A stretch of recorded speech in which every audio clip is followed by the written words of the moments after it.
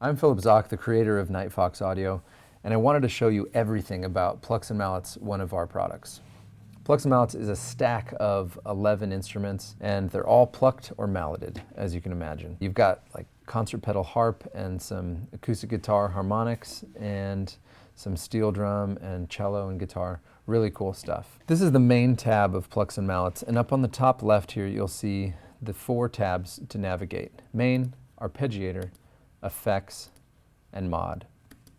So back on the main tab here, in the center you'll see the load or save preset box. We click on it and it opens up this window where you can rename, add, delete, and save your own presets. You can also navigate between presets with these arrows here. Next to that is global pitch and pan, and you can drag those sliders and then double click them to put them right in the middle. And this is affecting the entire instrument. This mute button silences all output, and these meters here display the left and right signal output. This gearbox opens the settings, and we'll talk about that later. On the bottom left here you have all the instruments that are available to you at the same time in Plucks and Mallets. And at the bottom left you have the faders, which control the volume of each of those instruments. Double-clicking a fader puts it at -6.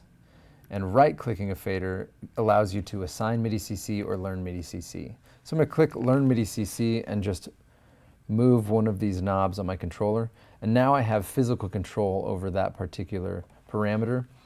All of the knobs and faders in Plucks and Mallets have that capacity, so you can map as many or as few as you want to. Taking a fader all the way down to 0 or blacked out eliminates that voice from the overall voice count. So if you're not using it, you put it all the way down and it frees up a lot of valuable CPU. If I shift and click drag, I can adjust all of the faders together. This is a really great way to kind of reset and then double click the ones that you want to be down at -6, and you get a reset on your mix window. Sometimes what I do, I go to the Arp page, I turn that on and I just hold down 3. And then I come back in here and mix in a bunch of different values until I find a mix that I'm happy with. So that's a really quick way to find the tone, and then you can play your parts from there. If you hover over the name of a voice and click, it opens the voice attributes box with 3 sections: voice, EQ, and compressor. Under voice you have control over pan, width, and input delay. Notice that when I'm adjusting the pan here, I'm not adjusting it for the overall global instrument. I'm just adjusting it for this voice. And each of the voices in Plucks and Mallets has this box. So you can get really detailed control over every element of your sound. This width control only works on instruments that were recorded in stereo. So if you're wondering why it didn't do something, it's probably because that was recorded in mono. Input delay holds the signal back for this particular voice, and if you set that differently for all of the 11 voices in Plucks and Mallets, you get kind of a flam, or like a group of people that clapped all at slightly different times. It can add a lot of depth to your mix. Under EQ you have a 4-band EQ, and each band has controls for frequency, shape, and gain. Your compressor has threshold, attack, release, ratio, and makeup gain. This makeup gain button can be pretty volatile, so I'd recommend turning your threshold all the way up, engaging that, and then slowly bringing your threshold down, because that makeup gain dramatically increases the volume of that particular voice.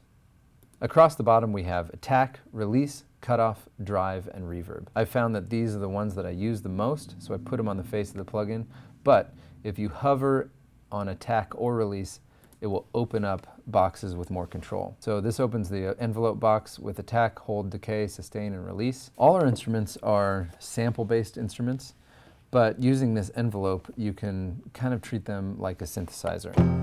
And so you can really fast shape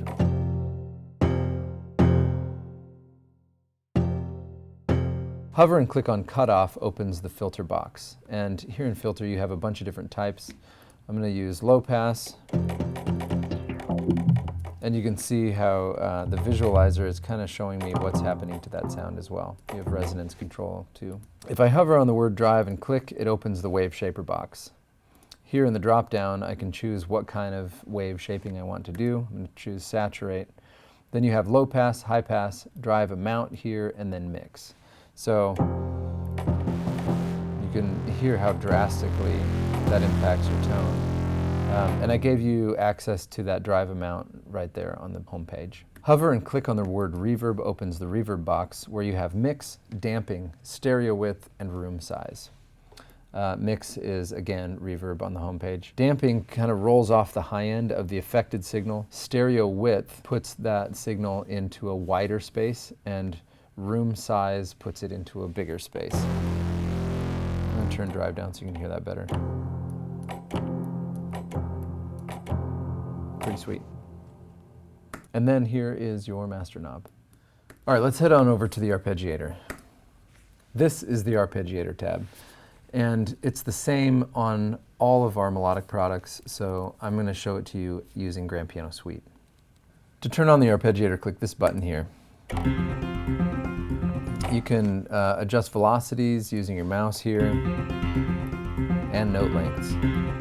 Just kind of drag as you click, and it kind of randomizes a little bit. This hold button allows any note that's pressed to be added to the currently running arpeggio. So it's just going to do that one. I can just keep adding notes and it's going to arpeggiate all of them until I turn that off. Latch is going to indefinitely hold any notes that are played simultaneously. So I press those 3 notes and it's just going to arpeggiate those 3 notes.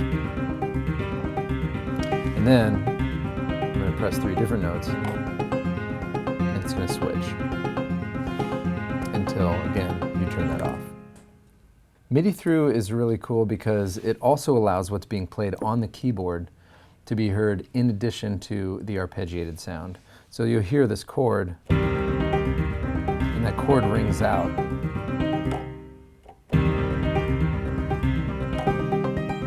Whereas if I turn it off, you're not going to hear that chord. So that's a really cool function for doing live stuff where you want to hear the chords and you want to hear the arp, and it all kind of mixes together. Down here in the blue you have steps. So as you can see up on the top left, the step number is changing all the way up to 32. I generally like to keep it at 16. Rate is how fast, according to your DAW, it syncs with your DAW, or you can adjust the global BPM in settings if you're using the standalone. It goes really fast, all the way down to full steps. There's triplets and other stuff in there too. Octave, right now I have it set to 1 octave, so you can hear it jumping between 2. And that's 3 octaves. That's so cool because it's playing a whole bunch of notes that I could never play on piano. So I'm going to put it back to 1. Swing adjusts the feel of the playback, so you can hear it almost stutters a little bit. So that's a cool way to bring some humanity into your arpeggio. Step size is kind of hard to understand, but it helps if you just look at what's happening here on the velocities window. So it's skipping because I put the step size up to 3, and I can put the step size down to -1, and it will run backwards. This is a way to just kind of randomize a pattern that you've already got built. I'm going to just leave the step size at 1, and then it'll march forward just like you're used to.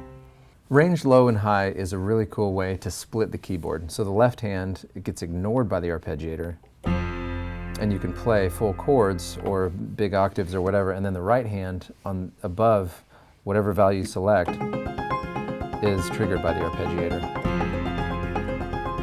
So that's a really cool way, especially if you're good at playing piano, you can split the keyboard. The low side with range low, and you can do it on the high side with range high. The direction of the arpeggiator is easy to understand. I'm going to press 3 notes, so it's just going to go up. If I switch it to down, it's going to invert that, and if I go up and down. So another cool one is random, which kind of bounces around. And then chord gets really interesting when we get into pitch offsets, which I'll show you in a bit. It just kind of machine guns that, but if you're adjusting your velocities, you can kind of get some really cool effects. using chord in conjunction with velocities and note lengths with your patterns here.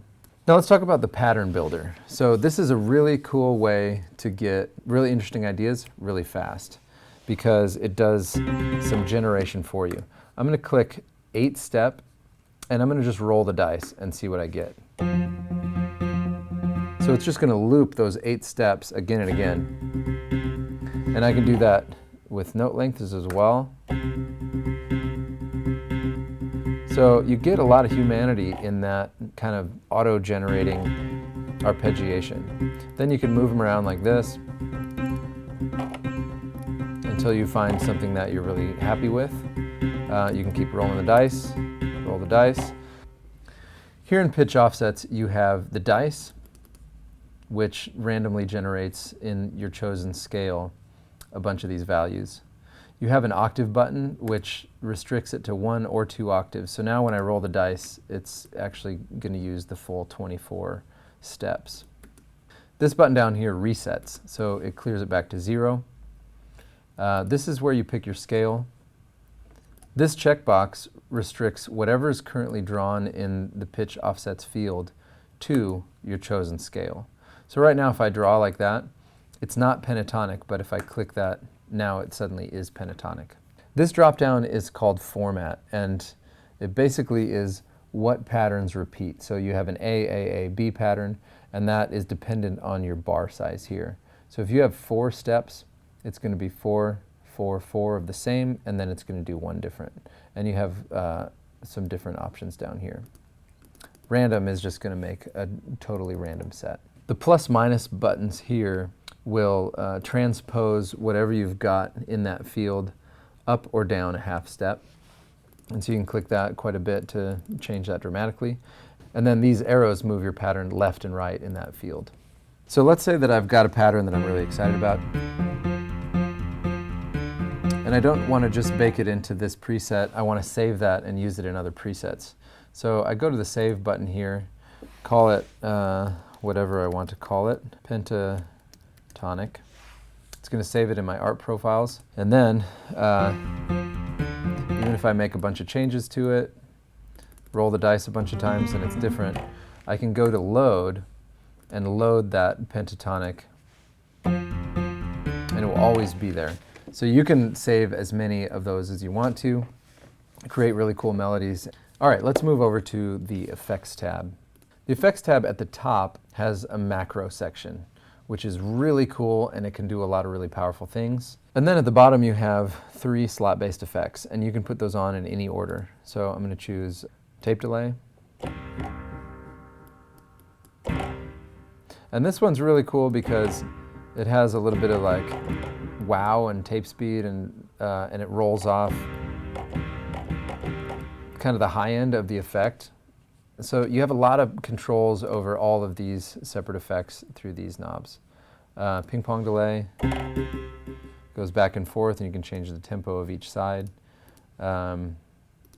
Distortions, different than the distortion on the main tab, so you can kind of stack distortions. It's also interesting to add an reverb, like an electronic reverb,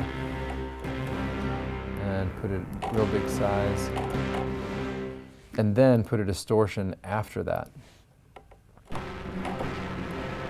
because it chews up the reverb effect. So playing around with the order of those effects is really fun. So have a fun time with that effects section. What we really need to talk about is this macro or expression section at the top, because all of these little knobs can make a big impact on your creative workflow.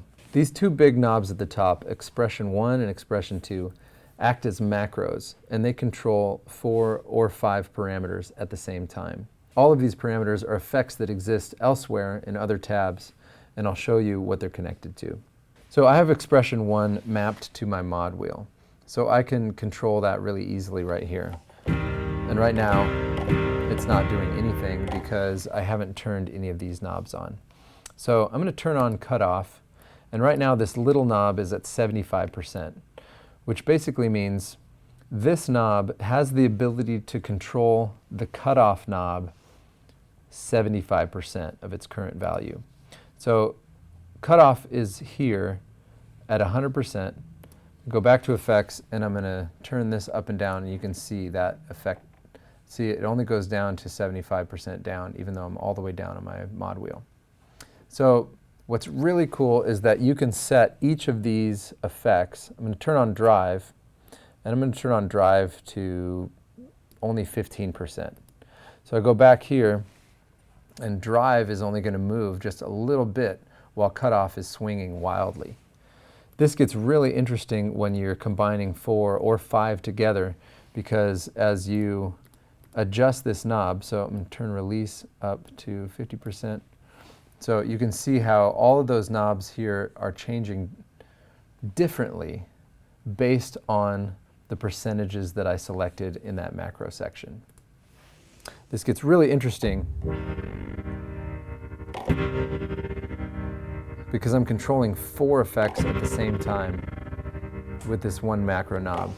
And I'll go through each of them individually. So cutoff and drive, like I said, are right here. That's the cutoff frequency right there, and the drive is the drive amount that shows up here. Gain LFO is connected to the mods tab, the speed. So like this. Really cool effect. And if I turn that down, it would only do a much smaller range on that speed. And the release button is connected to this release knob on the home page. So again, you can see how cool it is that one knob is controlling a bunch of different things. Let's move on to expression 2. This macro controls pitch LFO, reverb, ARP rate, filter LFO, and pitch. So it can do a lot of really cool stuff at the same time, and I recommend leaving pitch at 50%. Kind of where I've set these knobs is the recommended use, because pitch LFO gets really crazy if you put it any more than like 15 or 20%, but it's totally up to you. Pitch LFO is connected to the depth here and the pitch LFO on the mods tab. So you can see it's only moving a little bit because that warble gets really out of tune really fast. Reverb is connected to reverb on the main tab. It's important to note that if one of these is turned on, it activates the LFO that it corresponds to. The same is true of ARP rate. ARP is currently off, you see on the ARP tab, but when I turn ARP rate on here, it also engages this ARP button.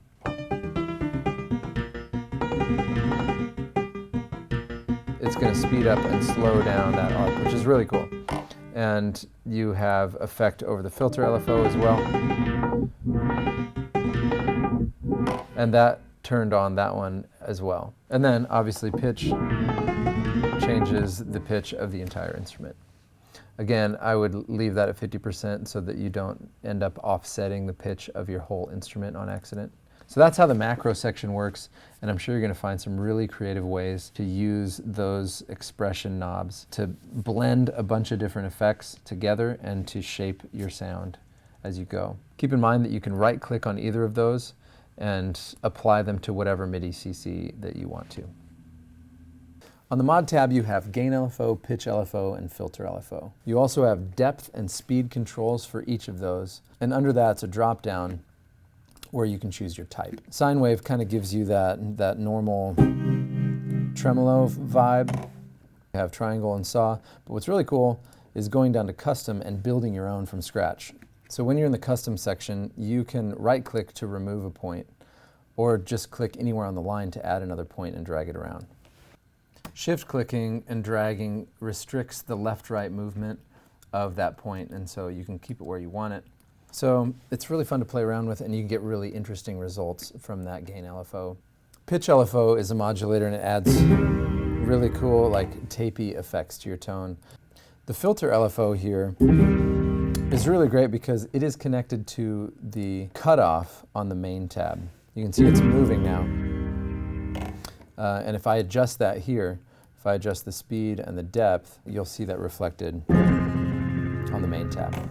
Glide is a portamento, and it gives you even more control like a synthesizer. You have controls for time, range up and down. smooth, and then split actually splits your keyboard up to the value that you choose, so anything below that is not affected by glide.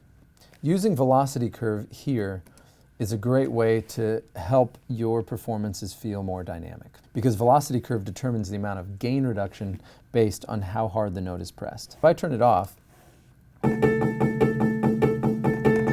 there's not a lot of dynamic range there, and there's not a lot of gain reduction for the notes that I'm pressing not quite as hard. So if I turn it on and I create a curve that looks something like this, these lower velocities are going to play back at a lower volume. So it feels a lot more dynamic, it feels a lot more like a real instrument. And so I would highly recommend trying out a couple different curves and putting your own spin on that velocity curve until it feels comfortable like the instruments that you're used to playing. This is the Save or Load Preset box in Nightfox Audio Instruments. To open or close this box, you just click in the text box in the middle of the header. You can search for presets here with the search bar by name, and you can click this star to limit your search to favorited items. To select a preset, you simply click on it and then click the X to close the dialog box out. Double-clicking will also load the preset, but to get rid of the box, you still have to close it. At the bottom here, I can add, rename, or delete a category, a subcategory, or a preset. I'm going to add a new subcategory and call it My Sounds. And then I click on My Sounds and add a new preset. I'm going to call it New Sound. I'm going to click the star next to New Sound, which puts it in my favorites. And so if I limit my search to the starred items, it shows up there. A preset will save all of my settings for any of these parameters on all 4 tabs. So you can see as I thumb through presets, everything switches. And all of this stuff is going to switch as well. Let's say that I've pulled up a preset and I've made some adjustments, but I want to save those adjustments. I can either save it as is, the current name, or I can add another one and give it a new name. Let's take a look at the settings page for Nightfox Audio Instruments. Click on the gear icon in the top right to open this box. On the top left, you'll see all of the MIDI controllers that are connected to your system. And if you don't see it listed here, that probably means it's not connected properly through your system settings. So go there first, make sure it's working in your audio MIDI program, and then come back to here and you should see it. Click on it and it will control your Nightfox instrument. Just to the right of that are the channels available to you through that MIDI device. I just normally click all channels because then it will recognize all of them. If you're doing some interesting stuff that's specified because of your MIDI setup, you can choose the ones that apply to you here. On the right here, you have a lot more options, and these have a lot to do with the way your computer is set up. An audio driver is a type of file on your computer that's used to recognize and interact with your audio device. If you're not hearing sound, it's possible that in your settings you haven't set up your driver correctly. This drop-down will display all the devices connected to your computer, and you normally set this up in System Preferences. So once you've set up your chosen audio device in System Preferences, it will show up here and you can just click on it. I have here a list of all the outputs available on that device. I'm choosing monitor left and right. Buffer size. This is the amount of time allowed by your computer to process the audio. If you choose lower numbers here, you'll get a much lower latency, so you'll get a more immediate response time. But higher values will improve your disk performance. So I'd go somewhere in the middle. Sample rate. This is the amount of times in a second that audio is captured. It's similar to frames per second in video. This number should match the number that you choose when you create a session in your DAW. Global BPM. If you have sync to host selected here, this will automatically sync to your DAW. Or if you're in standalone mode, you can choose whatever BPM you desire. Zoom factor, you can zoom in or out on the interface. And then streaming mode, you would select the one more appropriate for the hard drive that you are currently using. IRRE is a global function that adjusts the timbre and pitch of a tone that's struck multiple times in a row. And this is the amount to which that happens, and you can control each of those independently. Pitch bend. This controls the overall amount of pitch bend on your instrument. Not to be confused with pitch at the top here, but this corresponds to the pitch wheel on your MIDI controller. Clicking Clear MIDI CC is going to purge any of the assignments that you've made to parameters inside the instrument. So if you've right-clicked on something and learned MIDI CC, put it on your mod wheel, that can get rid of that assignment. You could also do that by right-clicking that particular parameter and removing MIDI CC. And that's it for the Settings tab.